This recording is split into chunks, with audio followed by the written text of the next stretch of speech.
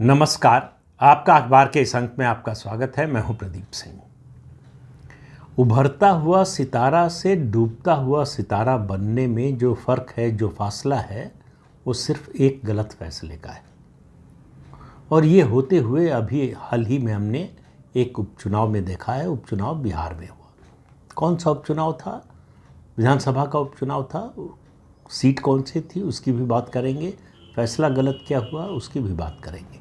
लेकिन ज़रा एक मिनट के लिए आप पहले कल्पना कीजिए इस बात की कि भारतीय जनता पार्टी का साथ अगर सवर्ण छोड़ दें किसी भी प्रदेश, वो उत्तर प्रदेश हो, बिहार हो, मध्य प्रदेश हो या राजस्थान हो, किसी प्रदेश में, ये कितनी बड़ी राष्ट्रीय खबर बनेगी इसकी आप कल्पना कर सकते हैं। अब दूसरी खबर बता रहा हूँ जो नतीजे के रूप में सामने आ चुकी है।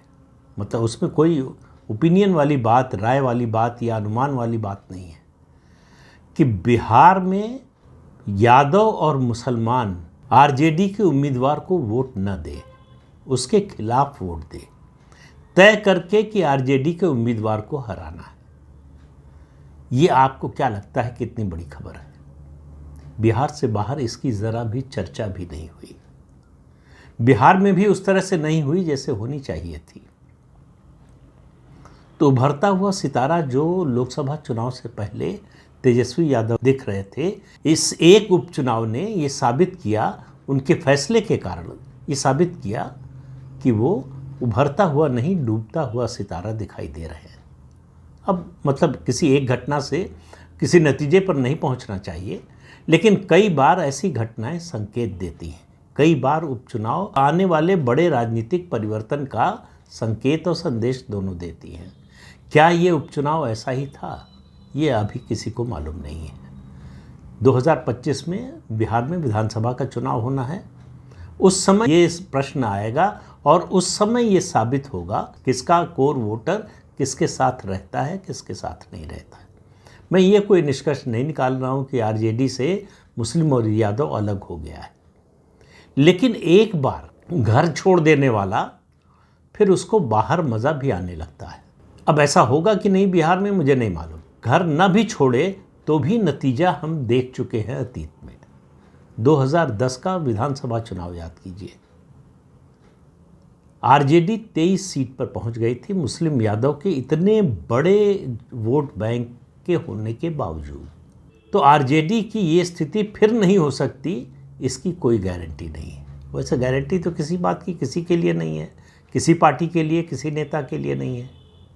अगर 2013 में एनडीए न छोड़ा होता नीतीश कुमार ने और 2015 का चुनाव महागठबंधन में न लड़ा होता तो आरजेडी बिहार में हाशिए की पार्टी बन गई होती। तो लालू प्रसाद यादव के जंगल राज को फिर से जीवित करने का श्रेय अगर जाता है किसी को तो वो नीतीश बाबू को जाता है। लेकिन अब वो बात अतीत की हो गई, इतिहास की हो गई, उसकी बात नहीं करते। आज जिस मुद्दे पर मैं हूँ उसकी बात करते। मैं जिस उपचुनाव, विधानसभा उपचुनाव की बात कर रहा हूँ उसका नाम है रुपौली। रुपौली में आरजेडी ने बीमा भारती को खड़ा किया उम्मीदवार के रूप में। आरजेडी के कांग्रेस का समर्थन था, आरजेडी की उम्मीदवार ही थी, और सबसे बड़ी बात पप्पू यादव का समर्थन था जो निर्दलीय के रूप में पूर्णिया से अभी लोकसभा चुनाव जीते हैं। बीमा भारती उनके खिलाफ चुनाव लड़ रही थी, फिर भी वो समर्थन कर रहे थे। बीमा भारती के बारे में आपको पता होगा, नहीं तो याद दिला दें। वो बाहुबली अवधेश मंडल की पत्नी है। 2005, 2010, 2015, 2020 इन 4 चुनावों में वो रुपौली से विधायक चुनी गई। लोकसभा, ये जो अभी 2024 का लोकसभा चुनाव हुआ उससे ठीक पहले उन्होंने जेडीयू में थी, जेडीयू का साथ छोड़ा और आरजेडी के साथ चली गई। लोकसभा चुनाव लड़ा, हार गई, और पप्पू यादव जो निर्दलीय थे उनसे हार गई। फिर आरजेडी ने उनको विधानसभा उपचुनाव के लिए खड़ा किया। उन्हीं की सीट थी, वही विधायक थी। उनके इस्तीफे से, चूँकि वो छोड़कर पार्टी चली गई थी, ये सीट खाली हुई थी। इस उपचुनाव में बीमा भारती की स्थिति तीसरे नंबर पर पहुंच गई। हाँ, इस उपचुनाव में निर्दलीय शंकर सिंह ने उनको हराया, जेडीयू नहीं हरा पाई। बीजेपी जेडीयू का संयुक्त उम्मीदवार था, वो नहीं हरा पाया। कारण बहुत सारे हैं। पप्पू यादव का एक समय पूर्णिया में बोलबाला था। उनके वर्चस्व के खिलाफ एक बिहार लिबरेशन आर्मी बनी। शुरू में ये राजपूत समाज के लोगों का संगठन था। बाद में बिहार में आरजेडी के कुशासन के खिलाफ, अत्याचार के खिलाफ सारे सवर्णों का इसको समर्थन मिल गया। इसका गठन किया था लेसी सिंह जो विधायक हैं, उनके पति बूटन सिंह ने, और शंकर सिंह जो अभी निर्दलीय जीते हैं रुपौली से, वो इस संगठन में शामिल हो गए, सदस्य बन गए। लेकिन बूटन सिंह की हत्या हो गई। उसके बाद उस संगठन को चलाने की जिम्मेदारी शंकर सिंह पर आ गई। तो शंकर सिंह ने जनता दल यूनाइटेड के नेता उदय पप्पू सिंह, ये पूर्व राज्यसभा सदस्य और फाइनेंस कमीशन के पूर्व चेयरमैन रह चुके हैं, एनके सिंह अर्थशास्त्री हैं, उनके भाई हैं, जेडीयू में थे। एनके सिंह भी जेडीयू से ही राज्यसभा के सदस्य बने थे। शंकर सिंह ने राजनीति में उनको आगे बढ़ाया। 2004 से 2014 तक उदय पप्पू सिंह पूर्णिया से सांसद रहे। इस बीच शंकर सिंह रुपौली से विधानसभा चुनाव लड़ते रहे और हारते रहे, लेकिन हार कर भी उन्होंने इस चुनाव क्षेत्र को छोड़ा नहीं। इस चुनाव क्षेत्र में सबसे ज़्यादा आबादी है गंगोता समाज की, जो ईबीसी में आता है। यहाँ गंगोता समाज के लगभग 50,000 लोग हैं। एग्जैक्ट संख्या तो किसी जाति की किसी चुनाव क्षेत्र में किसी को मालूम नहीं है, सब अनुमान है। जो 1931 का सेंसस था उसी के आधार पर जो है अनुमान लगाए जाते हैं। राजपूत करीब 20,000 हैं, यादव और मुस्लिम मिलाकर 45 से 50,000 माने जाते हैं, और 30 से 35,000 कुर्मी और कोयरी वोट है। जेडीयू ने कालाधर मंडल को टिकट दिया, उम्मीदवार बनाया, वो भी गंगोत समाज से आते हैं। तो ये माना जा रहा था उपचुनाव के समय कि कालाधर मंडल और बीमा भारती के बीच में मुकाबला होगा और इन दोनों में से ही कोई जीतेगा। आरजेडी का समर्थन, कांग्रेस का समर्थन, पप्पू यादव का समर्थन, जो पूर्णिया से ही अभी लोकसभा चुनाव जीते हैं, तो बीमा भारती की हार हो जाएगी ऐसी कम लोगों को उम्मीद थी। लेकिन वो तीसरे नंबर पर चली जाएंगी ऐसा किसी को विश्वास नहीं था। और इस उपचुनाव में बीजेपी के कैडर ने भी जेडीयू के उम्मीदवार से ज़्यादा समर्थन किया शंकर सिंह का। लेकिन मैं ये रुपौली के उपचुनाव की बात या शंकर सिंह की जीत की बात, बीमा भारती की हार की बात नहीं कर रहा हूँ, मैं तेजस्वी यादव की बात कर रहा हूँ। मैंने शुरू में कहा था एक गलत फैसला। गलत फैसला क्या था? पूर्णिया से पप्पू यादव का विरोध, सार्वजनिक अपील, कहा कि विरोधी को वोट दे दो। हालांकि उनका बयान बड़ा जो है कंट्रोवर्शियल हुआ, कहा गया कि वो जो है उसको काट छांट कर पेश किया गया, लेकिन इतना सच है कि उन्होंने पप्पू यादव के खिलाफ जो है बयान दिया, पप्पू यादव को हराने की अपील की। पप्पू यादव जो है चुनाव से पहले कांग्रेस पार्टी में शामिल हो गए थे और उनको था कि कांग्रेस पार्टी से टिकट मिलेगा और वो जो है महागठबंधन के उम्मीदवार बन जाएंगे। आरजेडी इसके लिए तैयार नहीं हुई, लालू प्रसाद यादव तैयार नहीं हुए। हालांकि चुनाव से पहले लालू प्रसाद यादव से भी मिलकर आए पप्पू यादव, फिर भी आरजेडी ने विरोध किया और कोटे में वो सीट कांग्रेस को नहीं मिली। तो पप्पू यादव के सामने चुनाव लड़ने के लिए एक ही रास्ता था कि वो निर्दलीय लड़े, और वो निर्दलीय लड़े और लड़कर जीते।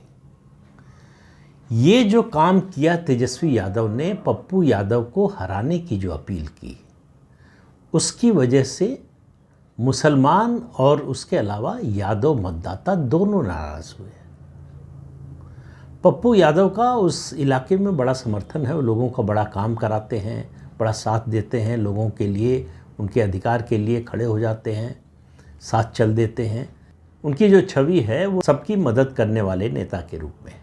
लेकिन आरजेडी को और ख़ास तौर से लालू यादव, तेजस्वी यादव को लगता था, लालू यादव को विशेष तौर से, कि अगर पप्पू यादव को यहाँ से बढ़ा दिया, ये जीत गए, तो वो तेजस्वी के लिए खतरा न बन जाए। यादव नेतृत्व जो है वो जब तक लालू प्रसाद यादव थे तब तक ये चुनौती नहीं थी, लेकिन तेजस्वी के सामने लालू प्रसाद यादव किसी तरह की चुनौती नहीं आने देना चाहते। इसलिए कोई भी ऐसा नेता जिसके बारे में उनको लगे कि वो तेजस्वी यादव के लिए भविष्य में चुनौती बन सकता है, उसको वो काट देते हैं। तो पप्पू यादव भी इसी चक्कर में जो है वो शिकार बने इसी राजनीति का। लेकिन मुस्लिम और यादव मतदाताओं ने इसको पसंद नहीं किया। रुपौली के मुस्लिम और यादव मतदाताओं की बड़ी संख्या ने शंकर सिंह को वोट दिया। ये नाराज़गी केवल आरजेडी से नहीं, तेजस्वी यादव से थी, मुसलमानों की, खासतौर से यादवों के भी एक बड़े वर्ग की। और उन्होंने तय किया कि इस उपचुनाव में आरजेडी के उम्मीदवार को वोट नहीं देना है। नतीजा ये हुआ कि बीमा भारती जो आरजेडी की उम्मीदवार थी वो तीसरे नंबर पर चली गई। इस चुनाव के नतीजे का मतलब एक ये निकलता है कि तेजस्वी यादव जैसा समझते हैं कि उनके कोर वोटर पर उनकी पकड़ है, जैसी उनके पिता की थी लालू प्रसाद यादव की, यादव और मुस्लिम वोट पर, उस तरह की नहीं है। ये साथ उनके निर्णयों से तय होगा, उनके फैसलों से तय होगा। और रुपौली में यादव मतदाता और मुस्लिम मतदाता दोनों ने दिखाया कि ऐसा नहीं है कि तेजस्वी यादव जो बोल देंगे हम उसके पीछे खड़े हो जाएंगे। तेजस्वी यादव के गलत फैसले को जो हमें गलत लगेगा उसको भी हम मान लेंगे, ऐसा नहीं होने वाला। तो ये चेतावनी है तेजस्वी यादव के लिए। और ये बिहार की राजनीति में एक बड़े परिवर्तन का संकेत हो सकता है। हालांकि एक छोटी सी घटना है, लेकिन आप याद कीजिए, विश्वनाथ प्रताप सिंह जब कांग्रेस से निकले थे तो इलाहाबाद का उपचुनाव हुआ था। उस उपचुनाव में विश्वनाथ प्रताप सिंह की जीत ने पूरे देश की राजनीति बदल दी। और उससे पहले जेपी आंदोलन के समय शरद यादव जबलपुर से चुनाव लड़े थे, संयुक्त विपक्ष के उम्मीदवार थे, जनता मोर्चा के उम्मीदवार थे, वो उपचुनाव जीते, पूरे देश की राजनीति पर उसका असर हुआ। तो ये उपचुनाव कई बार जो है आने वाली बड़ी राजनीतिक घटना या बड़े राजनीतिक परिवर्तन का भी संकेत होते हैं। हमेशा हो ये ज़रूरी नहीं। तो ये उपचुनाव का नतीजा बड़े परिवर्तन का संकेत है या एक अपवाद था, ये आने वाले दिनों में खास तौर से 2025 के विधानसभा चुनाव में तय होगा। लेकिन जो ये माना जा रहा था कि कुछ वोट बैंक जो हैं सबके तय हैं, ऐसा नहीं लग रहा है। यादव और मुस्लिम वोट आंख बंद करके तेजस्वी यादव के पीछे नहीं खड़ा है। तो वो कैंडिडेट के आधार पर और तेजस्वी यादव के फैसलों के आधार पर, फैसला कैंडिडेट का आरजेडी में तो तेजस्वी यादव ही करेंगे, उसके हिसाब से तय करेगा कहाँ वोट देना है। इसमें कोई शक नहीं है कि आरजेडी को ही ज़्यादातर वोट मिलेगा। लेकिन इस तरह की शंका, इस तरह का संदेह इन वोटों को उतना प्रभावित नहीं करेगा। जो तेजस्वी यादव कोशिश कर रहे हैं कि उनके कोर वोट यादव और मुस्लिम के अलावा वोट जुड़े, उसको प्रभावित करेगा। उसको लगेगा कि जब इनका जो असली जनाधार है उसी में संदेह है, हमारे साथ देने से हमारा कोई बड़ा फायदा होगा, इसमें संदेह है। तो इसलिए इस उपचुनाव के नतीजे के राजनीतिक फलितार्थ पर ध्यान दीजिए। बिहार की राजनीति में सब कुछ तय नहीं है, कुछ भी बदल सकता है, कोई भी बदलाव हो सकता है। लोकसभा चुनाव से पहले महागठबंधन और ख़ास तौर से आरजेडी जितनी मजबूत दिखाई दे रही थी, तेजस्वी यादव के नेतृत्व का जैसा प्रभाव दिखाई दे रहा था, इस उपचुनाव के नतीजे ने साबित किया कि वो ऐसा है नहीं। तो अब विधानसभा चुनाव का इंतज़ार करना पड़ेगा, देखिए क्या होता है। तो इस अंक में इतना ही, अगले अंक में फिर मिलेंगे किसी नए मुद्दे के साथ। तब तक के लिए अनुमति दीजिए। आपसे अनुरोध है कि ये चैनल देखिए, शेयर कीजिए, लाइक कीजिए और सब्सक्राइब ज़रूर कीजिए। नमस्कार।